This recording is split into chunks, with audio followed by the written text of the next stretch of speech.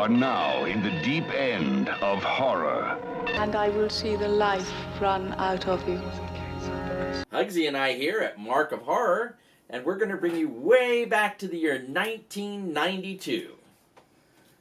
Hugsy, we need a little bit more room here, so we're going to move you off to the side. Coming in at number 10 in 1992, well, it should be a hint that I'm opening up the Lament configuration. Hellraiser 3. Hell on Earth. Now, these sharply decline in quality, unfortunately. Hellraiser, the original, was an absolute classic. Hellraiser 2 is not quite a classic, but it's a great movie. Hellraiser 3 is interesting and fun, but I couldn't call it a great movie by any stretch of the imagination. Certainly not with the disco Cenobite. However, at least it doesn't go into space. That would have to wait till number 4. Hellraiser 3, Hell on Earth. In Hellraiser 1, Clive Barker showed you his vision of a private hell. In Hellraiser 2, he took you on a journey inside the Inferno. Now, the terror returns in mankind's final confrontation with evil.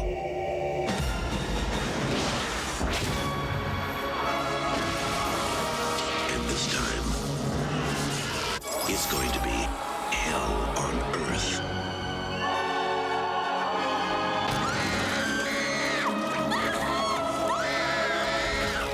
Jesus Christ! Not quite.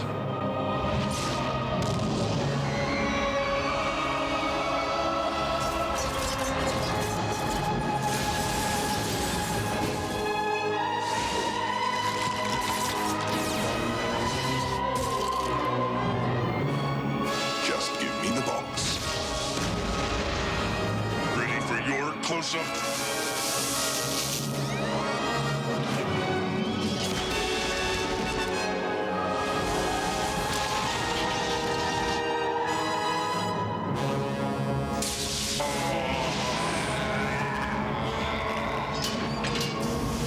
We're going to hell. Ladies first. Relax, baby. This is better than sex. It's so good to be back. Clive Barker presents Hellraiser 3, Hell on Earth.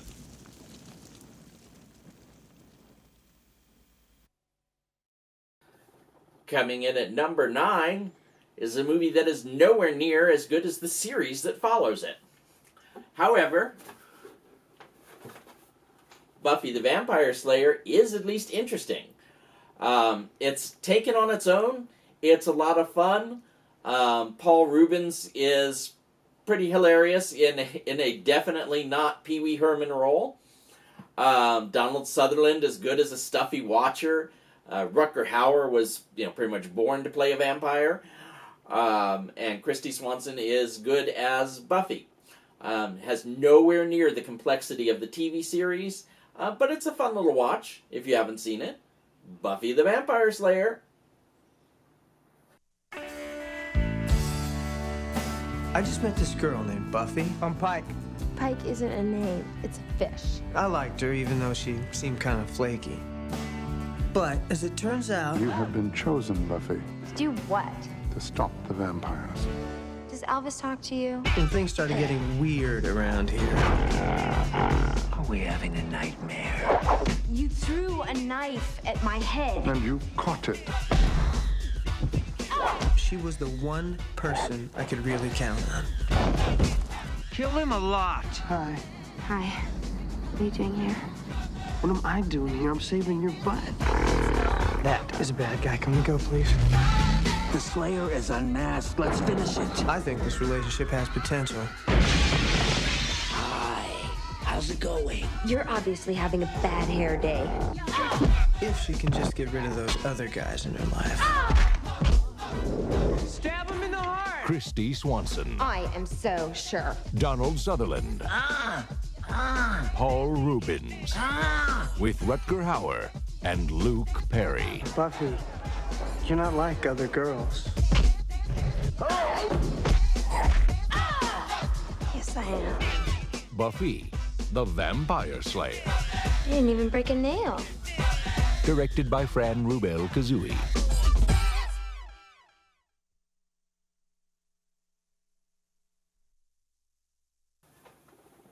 Coming in at number 8, we bring in The King and a sequel. Number 8 is Mary Lambert's Pet Sematary 2. Wacky hijinks ensue when someone gets buried in a pet cemetery. But not the first one, the second pet cemetery. Pet Sematary 2. Well, number 7 is indeed lucky for our director this time. Brian De Palma returns to form with Raising Cain, following the disastrous Bonfire of the Vanities, which almost ruined him. He returns to thriller territory. John Lithgow gives a nice performance, though I will say his killer in Dexter is both a lot more fun and a lot more nuanced. However, this is a fun ride. Brian De Palma is always a really stylish director. Raising Cain, Brian De Palma.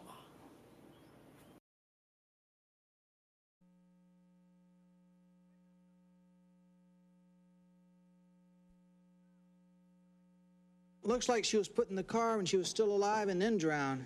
Look at her nails. See how they're cut and torn? Looks like she was trying to claw her way out. You should see the expression on her face.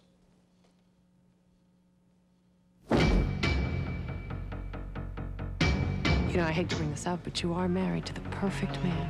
I don't know. Car popped up out of Half Moon Marsh. Had a woman's body in it. And he's becoming awfully compulsive with Amy. He doesn't just take care of her. He studies her. What do we got now? 2 moms disappear from the same playground. You could get us all put away for good. I have this horrible feeling that it has something to do with his father. I did nothing. I don't even exist. This thing you're doing means everything to the old man. I won't hurt her. She'll hurt you. We gotta find these women now. I don't want to be walking behind any lousy coffins. I want to know what you've done with Amy! I don't know where she is. I do. You should never have gotten out. Dr. Waldheim! You're nothing but a cheap hoodlum. I am what you made me, Dad. I know what you're going to do. It's a bad thing, and I'm gonna tell. It was Monsey! He did it again! That's my wife. You saw us in the park together, didn't you? I'm not gonna let that loving wife of yours sell you down the river. Give me my child! What do you think? I think...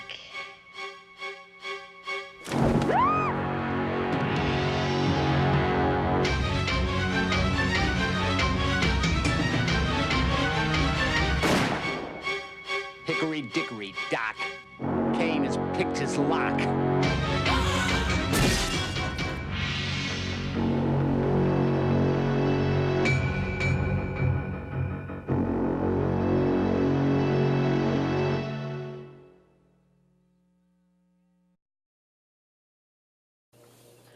Number 6 features an actor in the role he was born to play. We have Clive Barker on the list for the second time. And we have Tony Todd as Candyman. Candyman 2 is pretty decent. Candyman 3 is not very good, other than Tony Todd's performance. Candyman, the first one here, Candyman is a classic. Definitely watch it. Jordan Peele has a remake in the works, which I'm very much looking forward to. But to me, Tony Todd will always be Candyman. Have you ever heard of Candyman? If you look in the mirror, you say his name 5 times. In cities everywhere, Candyman. they whisper his name. Right. Candyman. It's just a story. Candyman. Candyman. Just a ghost story. Candyman. An entire community starts attributing the daily horrors of their lives to a mythical figure. The legend first appeared in 1890. He was attacked, mutilated, and burned to death. Poor Candyman. Helen, a woman died in there. Leave it. Everyone knows he isn't real. That's modern oral folklore. Everyone. Except Helen Lyle. Bernadette. It ain't safe around here. I don't scare her too easy. Wanna know about Ruthie Jean? They ain't never gonna catch him. Who? Candyman. Who is that? I came for you. Do I know you? Now, she is about to discover Helen? Get out! Get out! what's behind the mystery. I'm sick. What's behind the legend. Listen, he's under the bed! And most terrifying of all, Come with me. what's behind the mirror. He's here.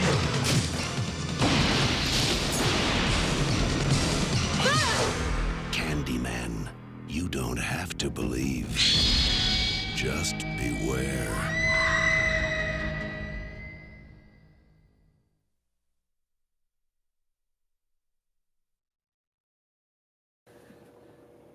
Well, it wouldn't be a list without Stephen King. Well, he was already on the list with Pet Sematary 2, but he's also on the list in 1992 at number 5 with Lawnmower Man, which he completely disavows. My wife just rolled her eyes because she remembers how bad this was. It stars Pierce Brosnan as a scientist. Of course, all I can picture is Pierce Brosnan as the scientist in Mars Attacks. And it stars Jeff Fahey. And as you can see from the 2-pack here, they actually made a sequel to it. Because, of course, it made a lot of money. And if it makes a lot of money, you've got to make a sequel, baby. Lawnmower Man. Coming in at number 4 is a science fiction movie that many of you may think is just science fiction, but I'll explain. Number 4 on the horror hit parade is Universal Soldier with Jean-Claude Van Damme. It says, the future has a bad attitude. This is all about an unstoppable killing machine, or in actuality, several unstoppable killing machines. And you get to see Tiny Lister, Dolph Lundgren, and Jean-Claude Van Damme duke it out. But as it is about unstoppable killing machines, that is often what horror, and in particular, slashers, are all about. Universal Soldier spawned many sequels. But see the original, Universal Soldier.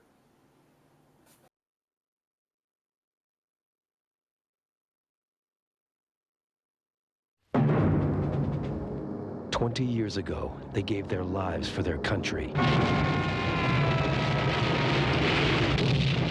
Now, they've been brought back to life. They created the ultimate soldier. Give him the serum. Engineered for maximum strength and total obedience. Who are these guys? But something has gone wrong. GR-44. Stop. That is an order.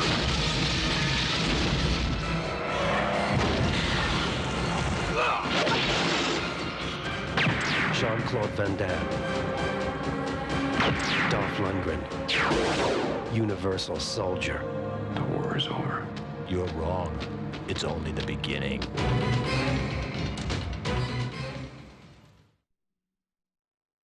In at number 3 is third in my favorite series.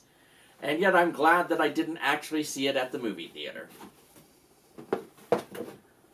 That would be Alien 3. A choppy, awful mess of a movie. The director's cut, and it's not an actual director's cut because David Fincher hates the movie so much he disavowed it, the entire thing. But his name is still on it. But the director's cut, the extended version, fixes a lot of the narrative threads, but the CGI is still shoddy. The movie just isn't what it should be, and there's some completely unearned pathos in the first act. We invested so much in all the characters. And you have a certain number of characters survive from aliens, and this is a spoiler. You have a certain number of characters survive aliens, and he just kills them off immediately. So, just leaving Sigourney Weaver's Ripley as the survivor. Alien 3, at least it's still an alien movie.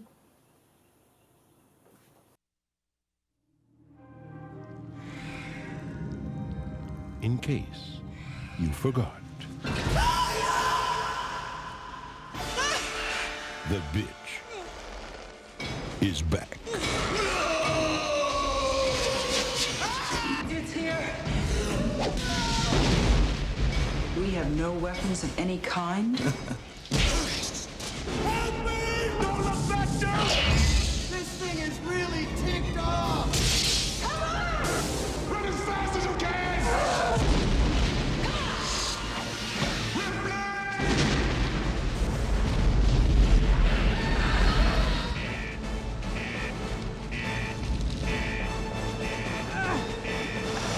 For the last time. Alien 3.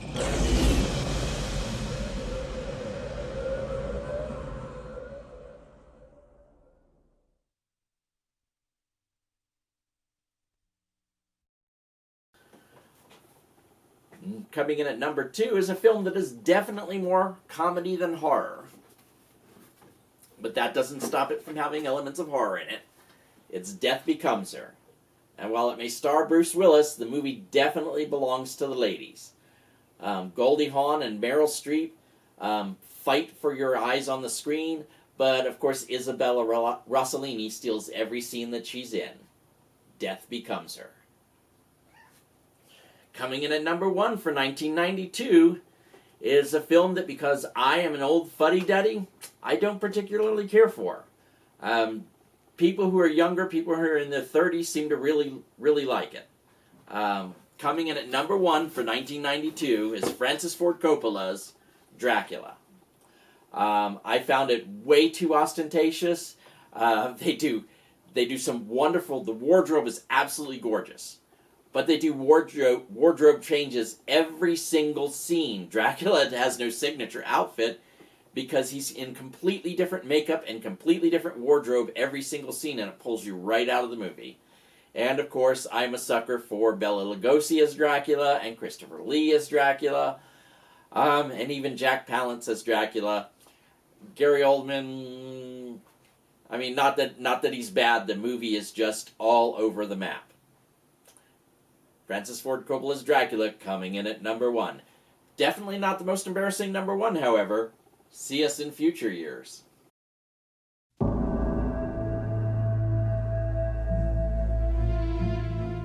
Here occurred the frightening and shocking history of Prince Dracula and the woman he loved. I have crossed oceans of time to find you. Ja, Dracula. There's a sinister, darker side to him I find irresistible. I have never met any man with such a passion for life. He is unlike any man. What are you? Vampires do exist. This one we fight, this one we face, can take on many forms.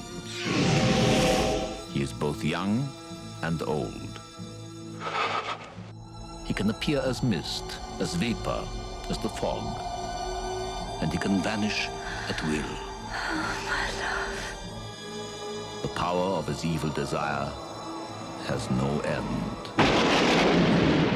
You've got to go to him. You've got to love him. She is a willing recruit and devoted disciple. She is the devil's concubine.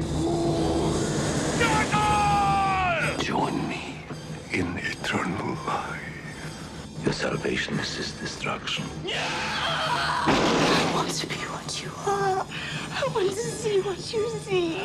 I want to love what you love. Take me away from all this death.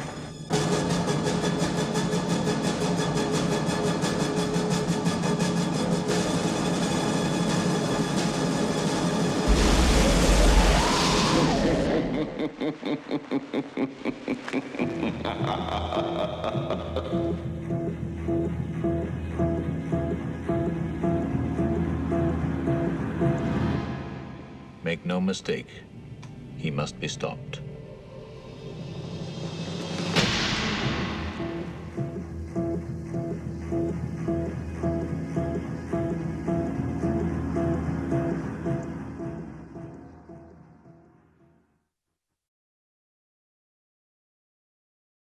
Click like, subscribe, or even comment below because I want to hear what you think.